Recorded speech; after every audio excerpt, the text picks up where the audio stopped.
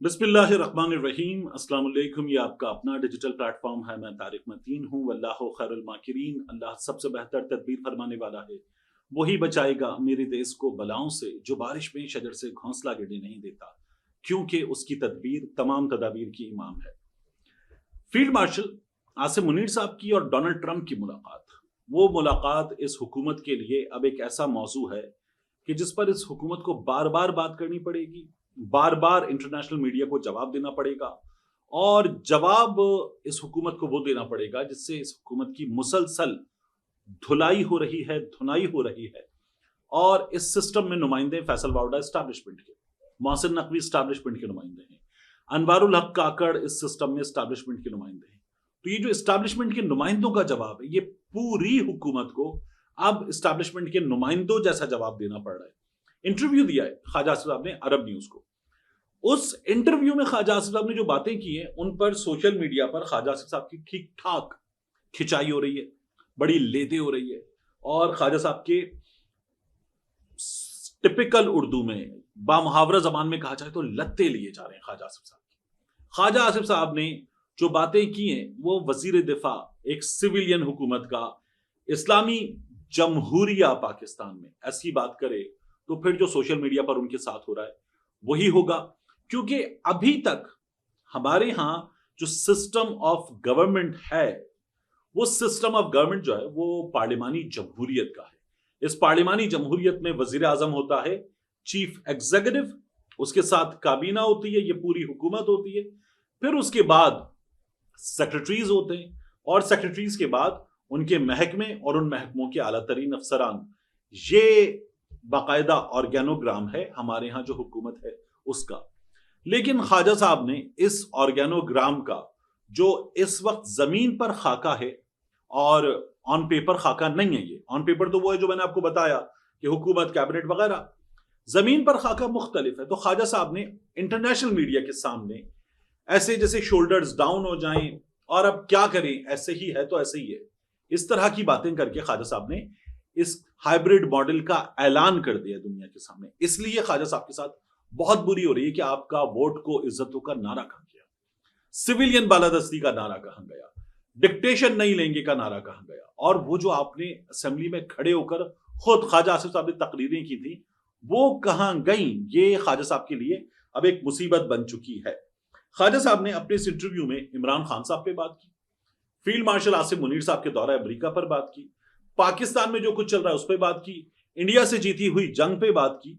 और ख्वाजा साहब मुसलसल जिस अंदाज में बोल रहे थे, वो ना आवाज में दम था, ना ख्वाजा साहब की बॉडी लैंग्वेज में दम था, ना ख्वाजा साहब की गुफ्तगू के कंटेंट में दम था।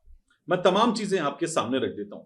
ख्वाजा आसिफ साहब ने यह कहा कि इस वक्त हाइब्रिड मॉडल है, ये चल रहा है और ये सक्सेसफुली चल रहा है। सवाल क्या हुआ? उनसे सवाल हुआ कि आसिम मुनीर साहब ने अमेरिका में डोनाल्ड ट्रंप से मुलाकात की है, ये मुलाकात देखें, या पाकिस्तान ने अभी जो भारत से जंग जीती है उसको देखें, तो पाकिस्तान में फौज की मकबूलियत बढ़ी है, ग्रिप बढ़ी है, मजीद बढ़ी है। तो क्या ये हुकूमत के लिए परेशानी की बात नहीं है? तो ख्वाजा साहब ने ये कहा कि हाइब्रिड प्लस मॉडल है ये, और इस हाइब्रिड मॉडल में फौज और सिविलियन ये शिराकत इख्तिदार में चल रहे हैं। हालांकि जो तरीका है उस तरीके के तहत वजीर आजम चीफ एग्जीक्यूटिव है, लेकिन ख्वाजा साहब ने ये बताया कि शिराकत इख्तिदार में है तो शिराकत तो पार्टनरशिप है, और पार्टनरशिप अगर बराबरी की बुनियाद पर है तो ख्वाजा साहब ने ये बताया। लेकिन नजर क्या आ रहा है, वो तो बराबरी भी नहीं है। फिर ख्वाजा साहब ने ये कहा कि ये जो कुछ हो रहा है ये एग्रीड अपॉन चीज है, और इस पर हुकूमत को कोई भी कहीं भी प्रॉब्लम नहीं है। तो ख्वाजा साहब से जब डोनाल्ड ट्रंप से मुलाकात की बात हो रही थी तो कहने लगे ये कामयाबी है, और हमारे दरमियान किसी भी मामले पर कोई भी इख्तिलाफ होता ही नहीं है, और फैसले मिलकर किए जाते हैं। यानी चीफ एग्जीक्यूटिव शहबाज शरीफ साहब नहीं है, फैसले मिलकर किए जाते हैं। ख्वाजा आसिफ साहब ये बता रहे थे। उन्होंने कहा मौजूदा हुकूमत, अस्करी इदारे बाहम मुशावरत और हम आहंगी से मुल्क को बहरान से निकालने की कोशिश कर रहे हैं। फिर ख्वाजा साहब ने जो है ये कहा कि देखिए, हमें एक और बात समझनी चाहिए कि अब अगर इमरान खान मुआफी भी मांग ले, मुआफी का मुतालबा कहां से आया था? मुआफी का मुतालबा आया था D G S P R صاحب کی جانب سے یعنی فوج کی جانب سے کہ صدق دل سے معافی مانگنا ہوگی. تو انہوں نے کہا کہ عمران خان صاحب اب اگر معافی بھی مانگ لیں تو بھی انہیں اقتدار نہیں مل سکتا. اب یہ کیا ہے؟ یہ ایسے ہی ہے کہ جیسے میاں نواز شریف کے بارے میں بتا دیا گیا تھا کہ میاں صاحب اب سرپرست ہیں, میاں صاحب اب پیٹرن ہیں. یہ عمران خان صاحب کو بھی عہدہ ان کی جماعت نے دے دیا, انہوں نے خود کو دے دیا, لیکن میاں صاحب کو اب اقتدار نہیں مل سکتا. یہ باضابطہ طور پر ہمارے ہاں تجزیہ کاروں نے کہہ دیا. اور شہباز شریف صاحب جیسے وزیر اعظم ہیں تو وائی ڈو وی نیڈ اندر پی ایم, یعنی there is going to be no one like ہم, تو ایسے ہی چلے گا. یہ بالکل ٹھیک ہے. اب خواجہ صاحب سے جب یہ بات ہوئی کہ آپ لوگوں کو کوئی پرابلم نہیں, تو انہوں نے کہا نہیں ہمیں کوئی پرابلم نہیں ہے اور یہ بالکل ٹھیک چل رہا ہے. سوشل میڈیا پہ سوال ہو رہا ہے کہ کہاں گئی آپ کی ووٹ کو عزت دو کی کیمپین, سویلین بالادستی کی کیمپین, اور ایس آئی ایف سی جب بنی تو وہ تو بنی تھی زراعت کے لیے, انویسٹمنٹ کے لیے, مائنز اینڈ منرلز کے لیے. تو ایس آئی ایف سی کو اس حوالے سے ملک کے لیے کام کرنا تھا اور وہاں فوج کو شامل کیا گیا تھا کہ یہ مل کر کام کیا جائے گا. لیکن کیا شراکت اقتدار ہو جائے گی فوج کے ساتھ؟ خواجہ صاحب سے اب یہ سوال ہو رہا ہے. یہ تمام گفتگو خواجہ صاحب نے بڑی ہی ایسے انداز میں کی جس میں کوئی دمخم نہیں تھا. اب اگر آپ دیکھیں تو فیلڈ مارشل صاحب کی ملاقات وہ پاکستان کے لیے کامیابی ہے. فیصل واوڈا صاحب اور دیگر لوگ وہ کہتے ہیں کہ اس سے زیادہ کیا خدمت ہوگی, لیکن بات یہ کہ یہ کام سویلین حکومت کے کرنے کا ہے, یہ کام نہیں ہوا. اور یہ ملاقات سویلین حکومت کی ہونی چاہیے تھی, شہباز شریف کی ہونی چاہیے تھی اگر ہوتی تو, لیکن نہیں ہوئی. اب اس پر اسی لیے ان لوگوں کو مشکلات کا سامنا کرنا پڑ رہا ہے کہ ایسے ہی ہے اور یہ آگے بھی ایسے ہی چلے گا. اور جب وہ یہ کہتے ہیں نا کہ عمران خان کو بھی معافی مل جائے مگر اقتدار نہیں ملے گا, تو پھر اس ملک میں جو چیزیں ہو رہی ہیں وہ کیسے ہو رہی ہیں خواجہ صاحب یہ بتا رہے ہیں. اب یہ کون سے خواجہ صاحب ہیں؟ یہ وہ صاحب ہیں جنہوں نے ایوان میں کھڑے ہو کر 71 ہار گئے, 65 ہار گئے, 48 ہار گئے, کارگل ہار گئے, یہ تقاریر کر رکھی ہیں. یہ وہ ہیں جنہوں نے یہ بتایا کہ ڈیفنس بجٹ کتنا ہے اور کتنا اس ملک کا کنزیوم ہو جاتا ہے اس ملک میں طاقتوروں کے ہاتھوں. یہ وہ خواجہ صاحب ہیں جنہوں نے یہ بتایا تھا کہ ہڈیوں سے گودا تک نوچ لیا گیا ہے. یہ وہ خواجہ صاحب ہیں جنہوں نے باقاعدہ طور پر فوج پر اسمبلی میں کھڑے ہو کر حملہ کیا اور ٹی وی انٹرویوز میں یہ تمام باتیں کی تھی. پھر خواجہ صاحب کہنے لگے میں جب باتیں کر رہا تھا تو وہ ڈکٹیٹر کے دنوں میں باتیں کر رہا تھا. خواجہ صاحب کی ایوان کی تقریر تو ڈکٹیٹر کے دنوں کی ہو سکتی ہے, لیکن جو ٹیلی ویژن انٹرویو ہے وہ ہے محیط پیرزادہ کو دیا گیا انٹرویو, اس وقت کا جب دنیا نیوز میں محیط پیرزادہ تھے. اور جب دنیا نیوز میں محیط پیرزادہ تھے تو دنیا نیوز آیا آن ایئر 2008 میں 1 دسمبر کو. مشرف اور اس کے بعد ڈکٹیٹرشپ تمام چیزیں جا چکی تھیں. آصف علی زرداری صدر پاکستان تھے, یوسف رضا گیلانی وزیر اعظم تھے اور مسلم لیگ نون اقتدار میں شامل تھی. تب خواجہ صاحب یہ باتیں کر رہے تھے. تو جھوٹ تو ہے, لیکن اس کے بعد جو بے بسی ہے وہ بے بسی اب انہیں اس وقت سوشل میڈیا پر مسلسل ٹارگٹ بورڈ بنا کر لوگوں کو سامنے پیش کر دیتی ہے اور لوگ ان سے سوال کر رہے ہیں کہ اب آپ جواب دیجئے, جو آپ تمام باتیں کر رہے تھے ان کا جواب کہاں ہے. تو میرا یہ خیال ہے کہ یہ جو خواجہ صاحب نے کہا ہے, ایک تو یہ بے بسی ہے, دوسرا یہ اعتراف ہے کہ ایسے ہی چلے گا, اب کچھ بدلنے والا نہیں ہے. اور اگر یہ حکومت کی جانب سے آ رہا ہے اعتراف تو پھر یہ بہت بڑا اعتراف ہے. کیا ایسے ہی چلے گا؟ عمران خان صاحب اقتدار میں دوبارہ نہیں آ سکتے, بھلے پاکستان تحریک انصاف آ بھی جائے. جس طرح مسلم لیگ نون کے بارے میں یہ کہا گیا تھا کہ میاں نواز شریف صاحب اقتدار میں نہیں آ سکتے, بھلے مسلم لیگ نون آ جائے, تو وہ ہو گیا. تو کیا یہ فیصلہ اسی طرح سے کر لیا گیا ہے؟ ٹائم ڈیسائیڈ کرے گا, کیونکہ میاں نواز شریف صاحب نے جو کیا تھا اس کے بعد میاں نواز شریف صاحب کے ساتھ یہ سب ہونا تھا. عمران خان صاحب فوج پر تنقید کرتے ہوئے یا فوج کے خلاف مہم چلاتے ہوئے اس سے آگے گئے ہیں, لیکن عمران خان صاحب نے یہ مہم پاکستان میں یہیں رہ کر چلائی ہے, سیاسی طور پر چلائی ہے. اور عمران خان صاحب نے یہ کہا ہے کہ یہ جو فوج ہے یہ مجھ سے زیادہ ضروری ہے. اب عمران خان صاحب کا اختلاف شخصیات سے ہے. مسلم لیگ نون والے بعد میں کہتے تھے کہ میاں نواز شریف صاحب کا اختلاف شخصیات سے تھا, لیکن ان کے نعرے تھے یہ جو دہشت گردی ہے اس کے پیچھے وردی ہے. ان کے نعرے تھے کہ ٹینک اور میزائلز لے کر دیے, جہاز لے کر دیے ٹیکس پیئر کے پیسوں سے. کیا اس لیے کہ اکبر بگٹی کو قتل کیا جائے, اس لیے کہ اپنے لوگوں پہ حملہ کیا جائے؟ یہ مسلم لیگ نون کا ہم نے موقف اور ان کی تقاریر دیکھی ہیں. تو اس کے باوجود بھی اگر ٹیبلز ٹرن ہوئیں اور میاں نواز شریف مائنس کر کے ہوئیں تو کیا اسی طرح سے پاکستان تحریک انصاف جس کے بارے میں اسٹیبلشمنٹ کہتی ہے انہوں نے 9 مئی کیا، انہوں نے وہ کیا جو انڈیا نہیں کر سکا، تو ٹیبلز ٹرن ہو سکتی ہیں؟ ایک یہ بھی وقت بتائے گا. دوسرا اگر ٹیبلز ٹرن ہوں گی تو کیا پھر عمران خان صاحب جو ہیں سائڈ سوئچ ہو جانے کے بعد اقتدار میں آ سکتے ہیں؟ یہ بھی وقت بتائے گا. بہت دلچسپ ہے کہ اب یہ سچویشن آگے جا کر کس طرح سے انفولڈ ہوگی. اس کے بعد اب بات ایران اور اسرائیل کے درمیان لڑائی کی تازہ ترین صورتحال. اس میں جو بیر شیوا پر حملہ ہوا ہے، بیر شیوا پر ہونے والے حملے میں 18 افراد کے زخمی ہونے کی اطلاعات آ رہی ہیں. ٹیکنالوجی کا یہ پارک تھا، اس میں تباہی پھیلی ہے، یہ ہمارے سامنے سچویشن ہے. ایک اور موساد کا ایجنٹ گرفتار کیا گیا ہے، ایک کو پھانسی دے دی گئی تھی، ہم نے دیکھا تھا. اس کے بعد کوئی 10 کے قریب تعداد ہو گئی ہے ایسے لوگوں کی جو گرفتار کیے گئے ہیں ایران کے اندر اور اسرائیل کے لیے خدمات انجام دے رہے تھے. یہ 10 کے قریب لوگ ہو گئے. اور ایک ایرانی ایٹمی سائنسدان مزید شہادت کی خبر آ رہی ہے.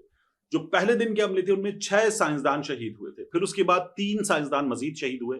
یہ جو سائنسدان کی شہید ہونے کی خبر آ رہی ہے اب یہ تعداد بڑھ کر پہنچ چکی ہے 10 تک، تو یہ بڑی خبر ہے. پھر ان حالات میں نے آپ کو پہلے بھی بتایا تھا آج اقوام متحدہ کی سلامتی کونسل کا اجلاس، اور اس اجلاس میں صورتحال پر غور کیا جائے گا. ایک دوسرا جو یورپی یونین کے وزرائے خارجہ ہیں ان کے ساتھ ایران کے وزیر خارجہ ان کی ملاقات ہوگی، اور وہ یہ کہتے ہیں کہ ہم کسی بھی صورت میں اپنے حملے تب تک نہیں روکیں گے جب تک اسرائیل نہیں روک دیتا. ریزن وہ یہ بتاتے ہیں کہ حملوں کی ابتدا اسرائیل کی جانب سے کی گئی تھی، ہم نے انیشیٹ نہیں کیا تھا. اب اگر اس کو روکنا ہے تو ان کو روکنا ہوگا، پھر اس کے بعد بات ہوگی، پھر اس کے بعد مذاکرات ہوں گے، ورنہ مذاکرات نہیں ہو سکتے. تو ایران اپنی جگہ اپنے اس اسٹانس کے ساتھ اسٹرانگ پوزیشن لے کر موجود ہے. اور اس کے بعد ہمارے سامنے کیا آ رہا ہے؟ OIC کا اجلاس. OIC کا جو اجلاس ہے اس میں اب کیا ہوتا ہے دیکھنا ہوا، کیونکہ ابتدا میں نے دیکھا تھا کہ سعودی عرب کی جانب سے بڑا زبردست موقف اپنایا گیا ایران کے حق میں، پاکستان کی جانب سے ایران کے حق میں موقف، پھر کچھ دیگر ممالک کی جانب سے اسرائیل کے خلاف ایران کے حق میں بات کی گئی. لیکن اب مجھے اس خطے کے جو طاقتور ترین ممالک ہیں مالی اعتبار سے اور جن سے اسرائیل ڈیل کرتا رہا ہے ان ممالک کی بات کروں تو کچھ نظر نہیں آ رہا. یعنی مجھے UAE کی جانب سے بیان نظر نہیں آ رہا. اس سچویشن میں ایران کے حق میں کوئی بات نظر نہیں آ رہی. مجھے قطر کی جانب سے کوئی بات ایران کے حق میں نظر نہیں آ رہی. سعودی عرب کی جانب سے ابتدا میں ہم نے بیانات دیکھے تھے، لیکن اب یہ ممالک جو ہیں وہ اس معاملے میں ایسا نظر آتا ہے کہ انہوں نے اپنے آپ کو پیچھے کر لیا ہے، ایبسٹین کرنے والی پوزیشن میں آ گئے ہیں. پھر دیگر ممالک خطے کے تو وہ بھی اس وقت ہمیں نظر آتا ہے کہ کسی نہ کسی طرح ایران کے خلاف کام کر رہے ہیں، اور انہوں نے ایران کے جو اسرائیل پر حملے ہیں ان کو بھی روکنے میں اپنی سروسز فراہم کی ہیں، جو ایران کو ناراض کرتا ہے. ہمیں حیران کرتا ہے کہ یہ ممالک جو برادر اسلامی ممالک ہیں یہ کیا کر رہی ہیں. اب یہاں اس صورتحال میں کیا ہوگا؟ OIC کے اجلاس سے کیا نکل کر آئے گا؟ ظاہر ہے کہ جنگ کی مخالفت ہوگی، اسرائیل کو اس کے ایگریشن پر یہ کہا جائے گا کہ وہ روک دے. لیکن کیا اس سے آگے بڑھ کر OIC ایران کے حق میں کوئی بات کرے گا، ایران کا فارملی ساتھ دینے کا اعلان کرے گا؟ یہ سب سے زیادہ امپورٹنٹ ہے. یہ ہوتا ہے تو مسلمانوں کے جذبات کی ترجمانی ہوگی. لیکن OIC نے مسلمانوں کے جذبات کی ترجمانی نہیں کی. یہ آپ کو صرف پاکستان میں نہیں، دیگر دنیا کے مسلم ممالک کے شہریوں سے بھی اکثر سوشل میڈیا پر سننے کو ملتا ہے، ان کے جذبات سننے کو ملتے ہیں تو وہ مایوس نظر آتے ہیں. تو اب جو OIC کا اجلاس ہے اس سے کیا نکلے گا؟ I do not have high hopes. لیکن بہرحال یہ اجلاس بھی اس سلسلے میں ہونے جا رہا ہے. ہاں، ہائی ہوپس کہاں سے ہو سکتی ہیں؟ کریملن رشیا یہ کہہ رہا ہے کہ اب بھی سفارتکاری کو چانس دیا جائے تو مذاکرات کے ذریعے سچویشن کو سنبھالا جا سکتا ہے اور ڈپلومیسی کے ذریعے حالات بہتر کیے جا سکتے ہیں. لیکن اس کے لیے ضروری یہ ہے کہ دونوں سائڈز ریسٹرین شو کریں. ایران بار بار کہتا ہے ہم نے شروع نہیں کیا، تو ہم سے ڈیمانڈ کرنے کے بجائے اسرائیل سے یہ ڈیمانڈ کی جائے کہ اب یہ سلسلہ بند کر دیا جائے، اور اگر وہ بند کر دیتے ہیں تو بات آگے بڑھ سکتی ہے. یہ ایران کا کہنا ہے. تو کریملن اس وقت ہمیں نظر آ رہا ہے امریکہ کے خلاف بات کرتا ہوا کہ وہ اس جنگ میں باضابطہ طور پر نہ کودے. ٹرمپ نے خود کو روک لیا ہے 2 ہفتے کے لیے. دوسری جانب اسرائیل کی جانب سے مسلسل حملے کیے جا رہے ہیں، اور اسرائیل یہ کہہ رہا ہے کہ ہم یہ حملے اور بڑھائیں گے. جو ساروکیو ہاسپٹل میں ہوا، اب اس کے بعد اسرائیل نے ایک ہسپتال پہ حملہ کیا ہے. تو یہ سچویشن بڑھے گی. ظاہر ہے کہ یہ وہ سچویشن ہے جو بگاڑ پیدا کرے گی. کسی بھی صورت میں اس سے حالات آپ کو بہتر ہوتے ہوئے نظر نہیں آئیں گے. اب یہاں چائنا کا رول بڑا امپورٹنٹ ہو جاتا ہے. یو ایس اگر فارملی اس میں کودے گا تو رشیا اور چائنا اس میں فارملی کودیں یا نہ کودیں لیکن ایران کو ایسی مدد فراہم کریں گے، اور وہ لاجسٹیکلی ان کے لیے زیادہ آسانی سے پاسبل ہے جس طرح کی لوکیشن ہے کہ ایران جو ہے وہ اسرائیل کے لیے پہلے سے زیادہ بڑی مصیبت کھڑی کر سکتا ہے.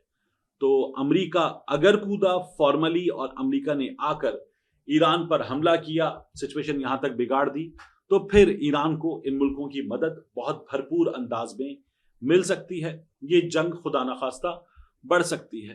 لیکن اگر اس جنگ کو روکنا ہے تو میری یا دیگر مسلمانوں کی جو سوشل میڈیا پر بات کرتے ہیں، ہم سب کی ایک ہی ڈیمانڈ ہے اور ہونی بھی چاہیے کہ یہ سب کچھ اسرائیل نے شروع کیا اسے روکنا ہوگا. اس کے بعد دیکھا جائے گا کہ ایران کیا کرتا ہے. ملتے ہیں انشاءاللہ آپ سے اگلی ویڈیو میں.